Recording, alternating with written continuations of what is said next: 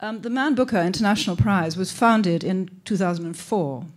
It's given every 2 years to a writer who has created a significant body of fiction.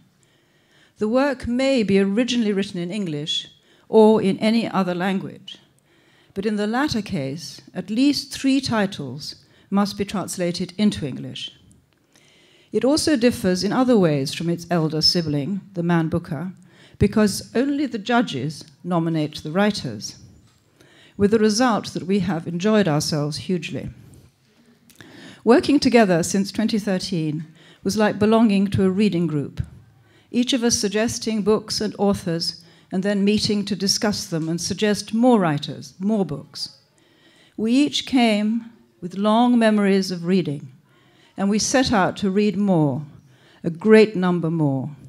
I think we have probably considered just short of 100 authors. Each of us has different spheres of interest, history, and languages, and we've been inspired to travel farther and reach back into the past and deep into the present in wholly unanticipated ways. Some readers like encountering familiar scenes in fiction, sharpened and heightened. Others like to set out on uncharted waters. The judges have a bit of both in us, and above all, we share something in common. We sympathize with those poor ghosts who suffer the agonies of the damned, because in hell there are no books. The writer Wilkie Collins, when asked what his secret method was, commented, "Make 'em laugh, make 'em cry, make 'em wait." Well, I've kept you waiting, but here at last are the shortlisted authors for the Man Booker International 2015. Cesar Aira, from Argentina, writes in Spanish. Hoda Barakat, from Lebanon, writes in Arabic. Maryse Condé, from Guadeloupe, writes in French. Mia Couto, from Mozambique, writes in Portuguese. Amitav Ghosh, from India, writes in English. Fanny Howe, from the United States of America, writes in English. Ibrahim Al-Kouni, from Libya, writes in Arabic. Laszlo Krasznahokai, from Hungary, writes in Hungarian. Alain Mabankou, from the Republic of Congo, writes in French. Marlene van Niekerk, from South Africa, writes in Afrikaans. The shortlist looks back at these writers' corpus and recognizes its brilliance.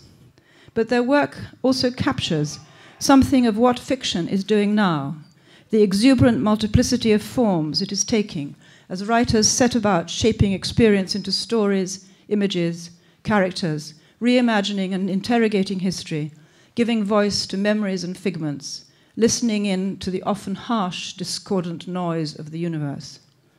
But I was very struck to discover yesterday that for the sun, the stars spoke a language that sounded like soft hissing. And we have also tried to tune ourselves into the poetic languages, as they migrate across frontiers. We met regularly, we debated vigorously. On the whole, we were very harmonious. We were lively, but not quarrelsome.